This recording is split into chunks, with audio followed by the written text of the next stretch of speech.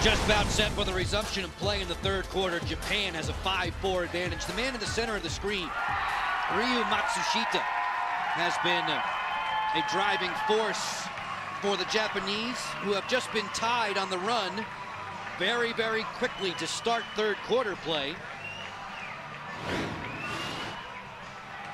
Off of the face-off, handled initially by Japan, but Luke Keesing comes in and really just flicks the ball toward the goal. Not quite sure if the Japanese netminder was caught off guard right there. Catching everyone napping. As we are rolling now in the third quarter, Keesing will head back to the face-off X with Masumi Gino. A violation against Keesing. The ball for the blue-clad Japanese. Team Japan, their first involvement in a senior world championships. It came back in 1994, and Mark, as you've seen them through the years, how has their proficiency in the sport of lacrosse improved? The first thing is the fundamentals, the stick work. Look at the way these guys move the ball around very crisply, very accurately. And the second is lacrosse IQ. It's a very intelligent Japanese national team that gets better and better every year. Their biggest drawback is their physical size. And in the international game, which is very physical, very rough, they tend to get out-muscled a little bit. An end zone look as they go through their offensive progressions. Off the roll dodge. Mikisuke Sekine. Swing it back up top for Jun Motoshita. Motoshita trying for the alley. Connecting with Hatada. And then Sugu, who was so brilliant 4 years ago for a Japanese squad that placed fourth. Slingshot goes wide of the goal. That was Matsushita, who struck on extra man for Team Japan back in the second quarter. That's a product of a wet stick right there. Something that's off 2-3 feet like that for a sharpshooter like Matsushita. That's the weather playing effect on his stick. For those unaware, 4 o'clock local time here, Mountain Time. We're just 10 minutes away from downtown Denver. There was a torrential downpour, a thunderstorm and hailstorm of almost like epic proportions. This field, which looks perfect to your eye right now, was underwater, and the rain has returned, as you could tell as we panned up towards the lights. And that will affect the pockets. Iwanu with a jump. Elected not to pull the trigger there, and his pass was a poor one. The ball goes back to Callum Robinson and Team Australia in goal. Excellent poke check by the short stick defensive midfield of Sam Bullock. Just disrupted the rhythm of the Japanese midi enough to have him throw the ball out of bounds. When I caught up with Glenn Meredith earlier this week, he said, you're going to like my defensive midfield. You're really going to like it. And we've seen it at least 2 or 3 deep, performing very well. I love that defense right there. You've seen a lot of stick swinging by the Australians. That was just a nice fundamental poke and lift, and it made the pass for the Japanese go awry. The togetherness very much on display for this Australian side as they work through the Vale shootout. Up in the mountains, beautiful surroundings. They did not qualify to get through all the way to the final, but they performed admirably. They went through their offensive sets, and you could tell the guys really liked each other, and that's a good sign as you head into a multinational tournament with a sport's best. Shinohara makes the stop there. He got up on Stiglish. Shinohara's been terrific so far in this game. Robinson comes up off the turf, lost the handle. Helping him out, Steve Mortimer, who had a tally in the opening quarter. Sugu let it come through. It's overrun again and picked up on the move by Andrew Ham. Ham finds Mortimer, and Mortimer says, slow down and follow me 6-on-6. Well, there you saw the Japanese. I think they were hearing the Australian footsteps. They didn't bend over and get through those ground balls. I think they were a little, looked like they were a little physically intimidated in that last sequence, shying away from some contact. This Australian team squaring off with Japan. They're in the blue division. United States, Canada, England, Iroquois as well. Australians always look forward to their date with the English, who have never beaten them in a senior men's competition. Team England says they have unfinished business there. This one's whipped home on the run. A good left-handed trigger from Nigel Morton. So slick, and so fluid. Look at the setup, right-handed, just whoop, splits left and puts a beautiful skip shot past Shinohara. Great move inside by Nigel Morton. Sets his man up, goes, redirects, and sticks it past the Japanese goalie. After that early strike from Keesing tied the score at 5, Morton actually gives Australia the advantage once more. The first time they've had it since they were on top last, 4-2. A face-off controlled by Gino, who overran it there just in the nick of time for Pickett to pop out. A scoop from Brad Sheldon, who is helpful on the wing off the draws. Fuss didn't come up cleanly. Pickett does, and the Aussies have a chance to go on offense. Big ground ball by Pickett to come out of a scrum like that, and that's where you see the size and the strength advantage of the Australian team. I'm being attacked by the blob. Yeah, you are. And if only people knew what was going on. If only. As we carry right along Dick's Sporting Goods Park, the main stadium, just past the bottom of the hour, along with Mark Dixon. I'm Joe Beninati. Sometimes you have to just laugh. Folks, you'll never know. It's way too inside, but you'll never know. Maybe we'll write a book about it someday. In the memoirs. In the memoirs. It's a chapter. This is a chapter. Oh. It's 6-5 for the guys in gold. Lawyerson on the move, waits, rolls back, gets hooked down to the ground. The defensive play made there by Tutsuya Hironaka. Bounce pass. Yeah, that would have been slick had it worked out. It's hauled up off the turf by Takarua. Back comes Team Australia as we approach the 7-minute mark of the third quarter. As anticipated, a tight-knit game between these two Blue Division rivals. Well, you have to weigh the like Australia. Keesing set the tone right off of the opening face-off of the third quarter. And good goaltending by Shinohara, but the Australians just keep chipping away, chipping away. I don't think Japan has a shot yet here in the third stanza of action. Behind the cage, it's Lawyerson on the interchange with Hyde. We haven't seen Hyde go to the goal yet. The pass for Lawyerson, and he flexed it wide of 36-year-old Takahiko Shinohara. The backup belongs to Australia. Marty Hyde, who plays for the Melbourne, Australia Cricket Club. With a whistle and stoppage in play, Team Japan has asked for time. It has been a long day of lacrosse, at times bathed in sunshine and 90-degree temperatures, at other times covered in a deluge of rain.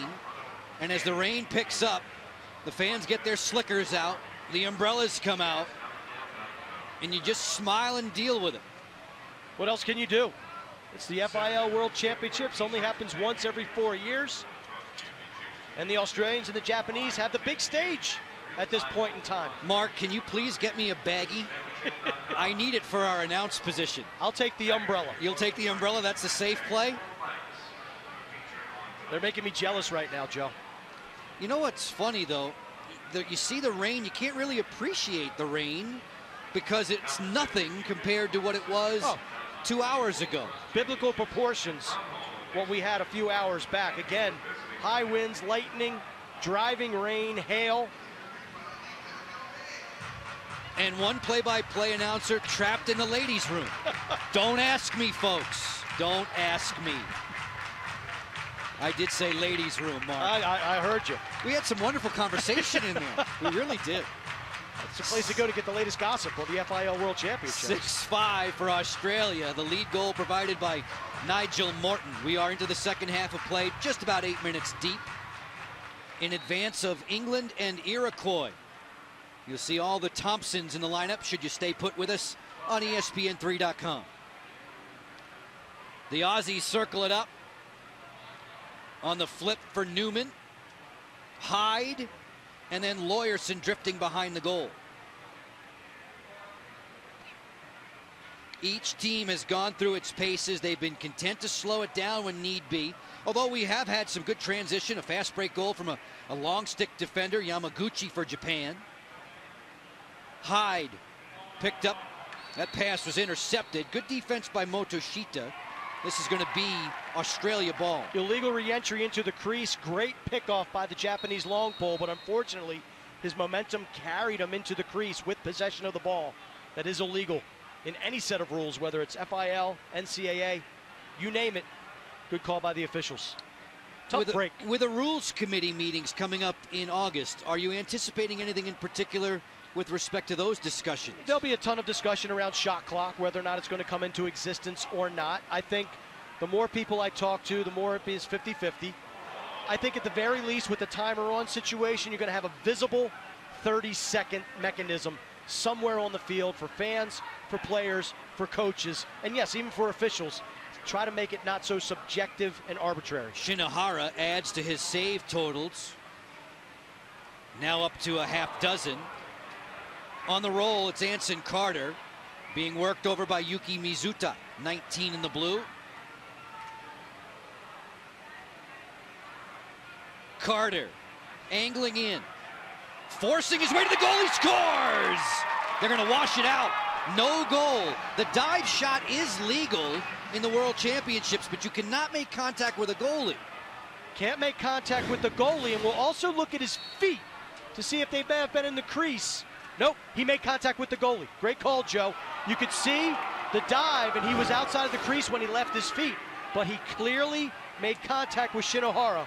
That's the correct call by the official, Mike Bransky. Yusuke Sahota works it back in. His pass misfires, goes right to Vickery, who guards the goal for Australia and protects a one-goal advantage now as we move into the latter stages of the third quarter. Good divers dive away from the goaltender. And that time, Shinohara did a great job as the netminder. Takes a lot of guts, but to step into the shooter to initiate that contact. Mark, you yourself are a lacrosse official. Was this a tough call to make? No, because there it is right there. See Shinohara, his bottom hand came up and met the helmet of the diver, and that is what took the goal away. And I shouldn't say no, it's not. I've never officiated international rules. Japanese going with a new goalkeeper, Shunsuke Hattori, who's taken over for Takahiko Shinohara. A little wider, a little more stout in stature. The submarine shot sailed wide by Nigel Morton. 80 officials assigned to this tournament, 17 different nations from which they hail. Mike Bransky from the United States leads this group. Off the split comes Brown. Wraparound goes wide as the netminder Hattori went to the splits. When you ask me if that's a tough call, I'm thinking as the NCAA official, it's not a hard call because the attacker left his feet on his own. That's a dive in NCAA. International, little tougher call, but great job with that contact with the goaltender. Japanese will advance the ball back. They need one to tie with 8 minutes and change to go in this third quarter.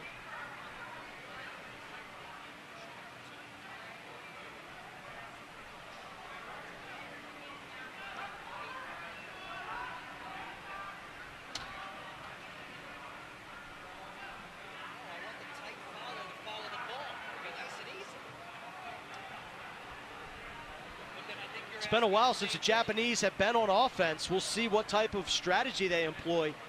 They have not enjoyed a lot of possession time here in the third period of action. Off the split, working downhill, it's Ozawa. Back behind the cage, Sugu. Japanese starting to spin the ball well, working Matsushita. Next in line is Sekine. He'll choose to skip a man. Hard shooting Andrew Lay, who played collegiately at the University of Denver. He's played some of the Major League Lacrosse ranks with the Outlaws. Matsushita kicks it. Quick sprint from behind the goal, and once again, Japan goes through its offensive set with careful steps. Ozawa working back, digging in there defensively, it's Mortimer. Ozawa gets his hands free, and Vickery Took that ball right in the midsection. Bad clearing pass, giving the Japanese another opportunity, and a wicked collision at the midfield line. Set it back up. Sekine. As you get the point of view and perspective from the cage of Vickery, as he asks Callum Robinson to do his best on the outside. Robinson still works with a former Stevenson University defender and Michael Simon, who comes back and helps him with different stick checks and one-on-one assignments. Mike Simon, the tree. He is a tree. And Callum Robinson is the what'd you call him, the big koala? He's got the best nickname so far, although there are probably some that I can't use. So the tree and the big koala working together. They usually go together. That's right. Sugu. Beautiful moves. Beautiful moves for Wataru Sugu. Sugu again, just using quickness to elude his defender. Look at quick change of direction right here. Boop, boop. Catches the defender leaning, loses his stick, and again, doesn't need much angle, if any, to stick it.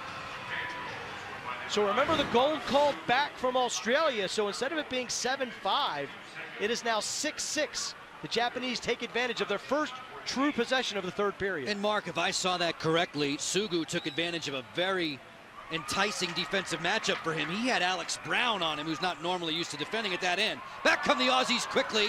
The chance for Anson Carter that was snuffed out. One more look, buzzed wide as the keeper Hattori goes to the splits. Stiglish comes up with a ground ball for Australia. Hattori very athletic for a bigger goaltender. You can see he's pretty stout, pretty husky between the pipes right there, but very light on his feet.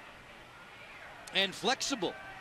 We've seen him go to the splits a couple of times as he barks out instructions for his defenders. And you saw from that shot, the sun looks to be right in his eyes right now at this time of day. What a strange weather day it has been. The sun breaking through. Just as I was about to say, the lights are starting to take pretty decent effect. The sun breaks through. I'm from Baltimore, where they say if you don't like the weather, wait a minute. Here in Colorado, they say wait 15 minutes. We've seen it all today. No doubt. And we will see England and Iroquois to come once this one is through. But right now, nothing separates Australia and Japan. This one whistled in the outside there. Ben Newman with a buzz bomb. I'm not standing in the 6x6 with Hattori, but I have to imagine Newman, defensive screen, sun in my eyes, rocket is going to be tough to stop. Newman just steps in, slide is late getting up to him. Hattori looks like he thought he should have had it, but Newman makes sure he didn't. Yeah, that second look there gave you the inkling that Hattori was on it. Yeah. He saw it all the way, but the speed was able to overcome him. Gino and Keesing at the X. And it's a face-off win for Masumi Gino.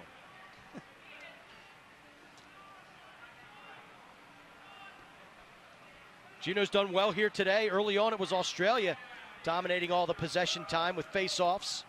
But Gino has remedied that and acquitted himself quite nicely.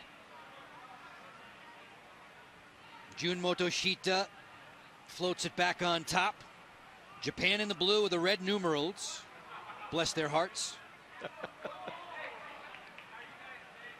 Be okay if it was more like the flag, right? White jerseys, red numbers. It's camouflage, Mark. It's camouflage. On the outside here off the dodge. That pass gets away from Sugu, bounces towards the goal. Callum Robinson with a scoop and the shovel to Takarua. Bad pass, intercept, and a put away for Sekine. Mikisuke Sekine says thank you. In a game this tight, you can't have turnovers like this for Japan, but watch the ride. They've got Robinson, and this is just a poor decision. Defender doesn't even look. Takarua doesn't see. The Japanese attackmen seal off the goalie. Easy interception. And Sekine with the tidy finish. John Takarua, 24 in gold, will tell you that he knows better. The coaching staff for the Australians none too pleased. Takarua was really not intending to play in this his fourth World Championships. Once the Manchester Games were done, he put on close to 40 pounds. He figured his playing career was done. Coach Meredith said, you can come to the camp, but I'm not going to pick you. And he said, you know what, that motivates me. He lost the weight. He got back into playing shape. But right there, it was a poor decision that landed Sekine on the goal-scoring list. This is a sport that is incredibly difficult to give up. Once it's in your blood, once it's in your heart, it's a tough, and evidenced by this lacrosse festival also has a lot of club teams playing. Joe, Supermasters, 60 years old plus. And I think there's 8 or 10 teams competing here at Dick's Sporting Goods Park for that championship, whatever that looks like. So these players love the game. If I could read my score sheet, which is underwater, I could tell you there are 14 different goal scorers in this game.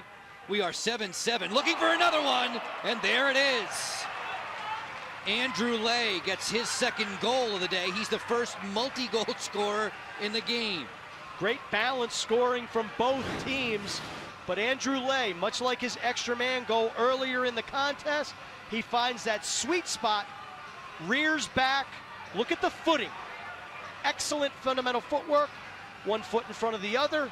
Opposite hand foot leads the dominant hand. Beautiful shot by Andrew Lay. Round and round they go on the draw. Good help there coming from the wing. That was a fine stick check by Ross Hamilton, helping Australia to the loose ball in an 8-7 game for Japan. Final 8 seconds of the third quarter. Whoa! Anson Carter lost his balance as the bodies start to fly.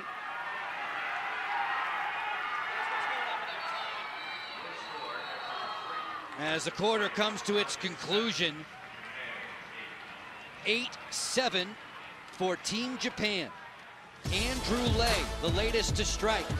We knew it from the outset that this game would be back and forth. It's on the teeter-totter right now. After 60 minutes of work, Japan has the lead by the slimmest of margins on ESPN3.